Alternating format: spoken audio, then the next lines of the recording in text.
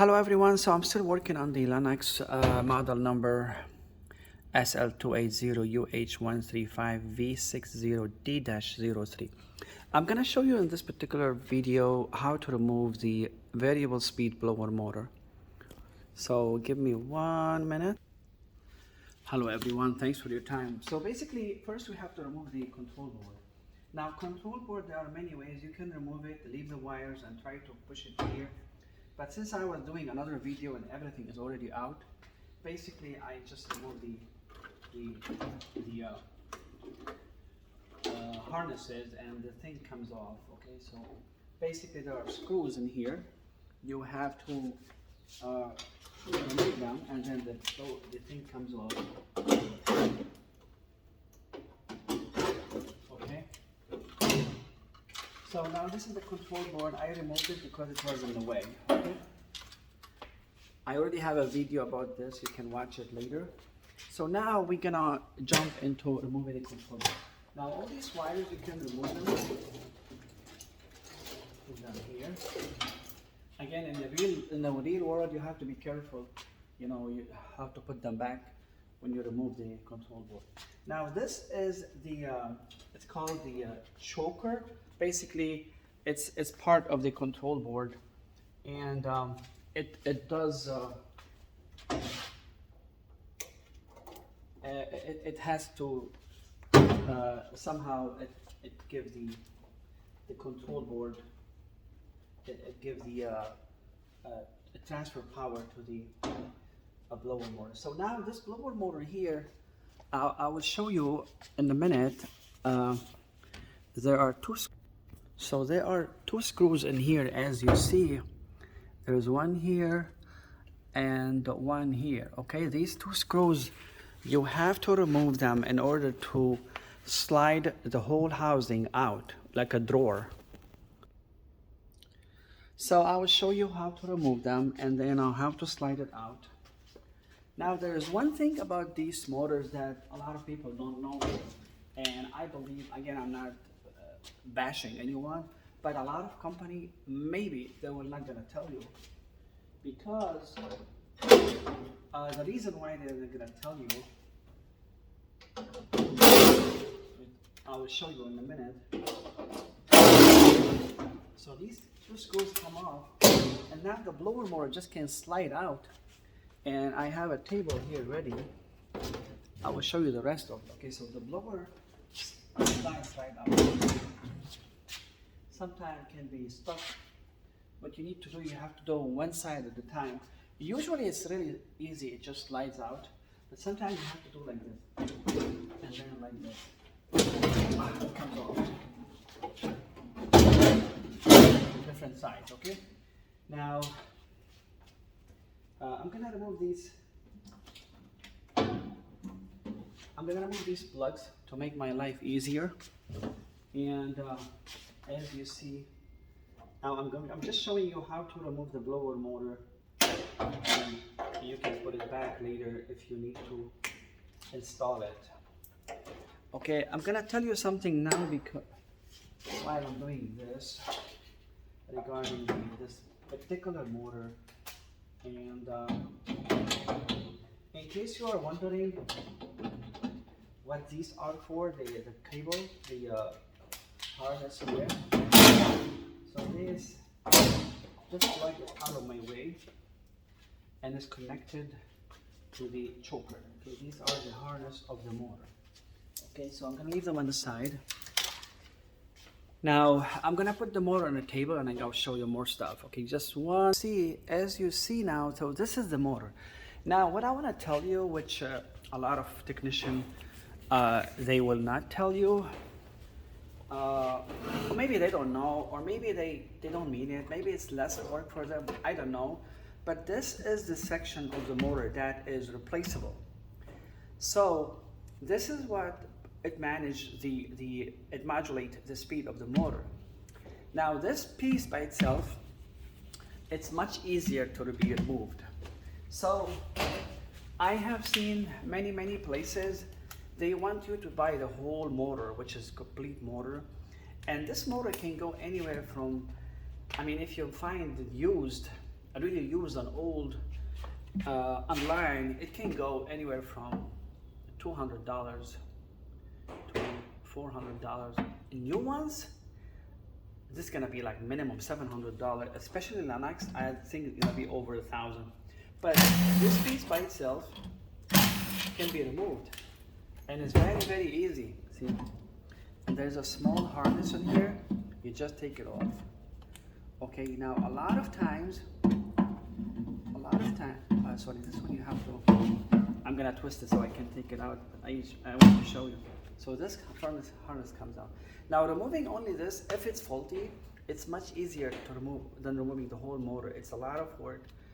I'm gonna tell you how to do all this, but I'm just telling you, sometimes when you open this, if you see here, if you remove this and you look, sometimes this is really in good shape. I tested it, it's working. But sometimes these capacitors can be popped or swollen. You know right away this is bad, so you don't have to change this. It's less work for you. Sometimes this is the main problem here. It's very common. You see this resistor popped or fried. So usually when you move this and you see these, I mean, of course, if you have a problem with your motor, if you see these things, you know this is bad. You don't have to remove the whole motor. It's a lot of work. I will show you how much work you have to do. These motors, the only problem, the only time you remove it, I mean, in certain circumstances, when the bearing is making noise, because this one doesn't have a bearing, it doesn't make any squeaking noise. If you have a squeaking noise, it's in the motor. You know that you have to remove the motor. Now, believe it or not, you're gonna see, nobody is selling this, by the way, separate. If you see somebody selling it separate, that's good. You can buy this separate. Make sure it's the same model. But again, 99% of everywhere, any company, they will sell you the whole thing because it's more money. But again, if the motor is making noise or it's squeaking, usually it's the bearing, then you have to remove. If you are lucky, you can buy only this section. You can only buy this and keep this. But the other thing is, if you remove this and everything looks good, and you can see there's a lot of like a smell coming from the winding. You know, there are winding. I will show you. I don't know if I can show you. I can show you here. If these winding are burned, if the winding are burned or they smell, this time this is bad. So most likely you're gonna end up replacing the motor. Now these motors are very sophisticated. There is a way to check them. I have the tools, but again, I'm gonna do another video for that. So these motors, a lot of time could be also, if you can see this guy, because this is the choker. It's a special transformer for these modulating motors. So it's a little bit complicated, but with the naked eye, if you see anything here is bad, change only this. If this is spinning and it looks good, no noise like squeaking, this guy is bad, okay? So just remember, this can be replaced separately. Not everyone's gonna tell you this. Okay, so now we're gonna go to the motor. Now the motor, I'll show you how to remove it. Basically, I'm gonna twist it like that, and I want you to see I wanted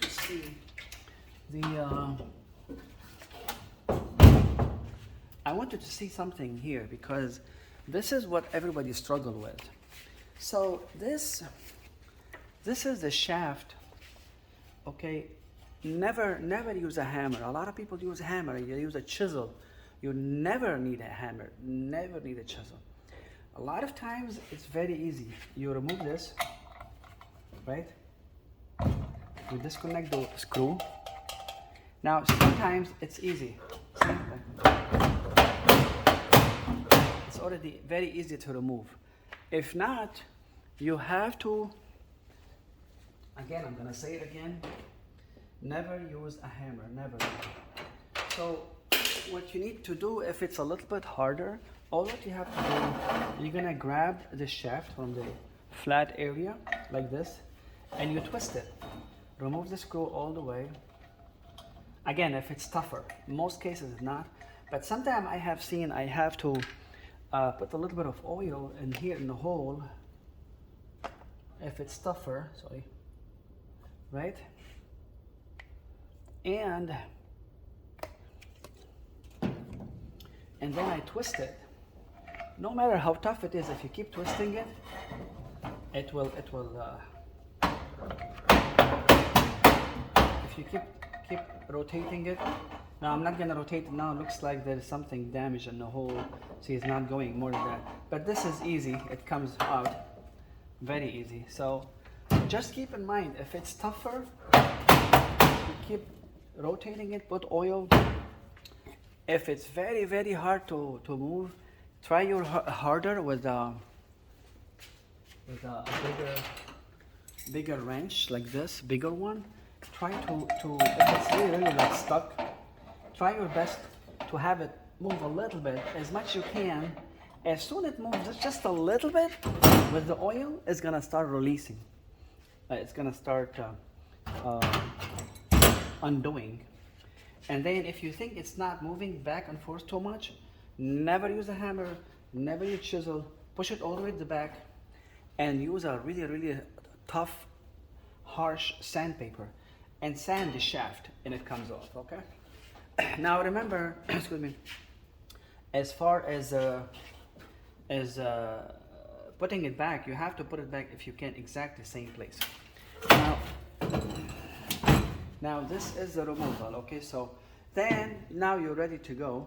It's very easy after that. You get your drill, and they come out. Now, if I were you,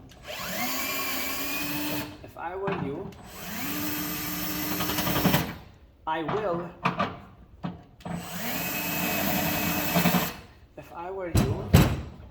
will mark it. You know, I will mark it. Like for example, so you don't make a mistake because these are not even arms, right? So what I do usually, I mark it. Like I put here, like A, right? A, right? And here I put C,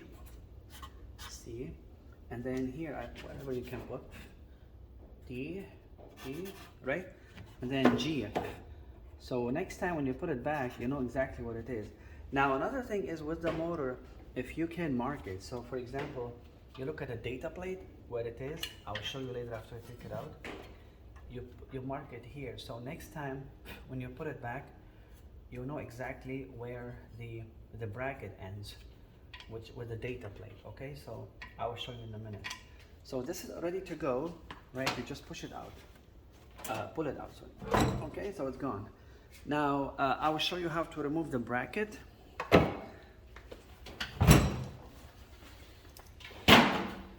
Okay, so the bracket is easy. As I told you, I mark it here, so I know exactly where it's gonna rest. Now if you're doing a new motor, you're gonna follow the tag, you see? And then this guy here, I marked it. So if I have a new motor, I will do my best to stay here, exactly the same place. Now if the motor is longer or shorter, at that time is a little bit more complicated. You might have to go a little bit down. If it's too long, you have to move it. If the shaft is too, if it's exactly the same one, which is really good if you find the replacement, even if it's old, honestly the older stuff are better than new one. So you have to push it a little bit. If it's the same, just keep it, okay? Now what you're gonna do is very simple. You just have to get I have a socket for this, but I don't want to waste too much time looking for it. So this comes off. Now remember, these guys are loose. They don't, you know. So this comes off and you're all good. Right, so you get see how much harder it is if you want to replace this. So do your best to see what is wrong and remove that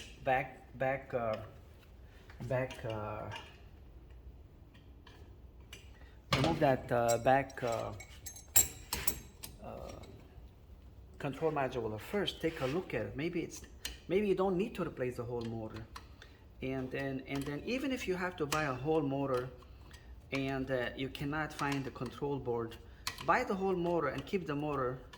Just put the back control module. It's much easier for you. As you see, there's a lot of headache if you have to remove all the whole motor. So this video is only for how to remove the motor. I'm gonna make another one how to install it, and also I might make another one on diagnosis. But again, this is ready to go. Sometimes see it comes off, right, like this. Right now, as I marked it, we cannot make a mistake with this. And the other thing is, you try to see if you can put a little bit of oil in here.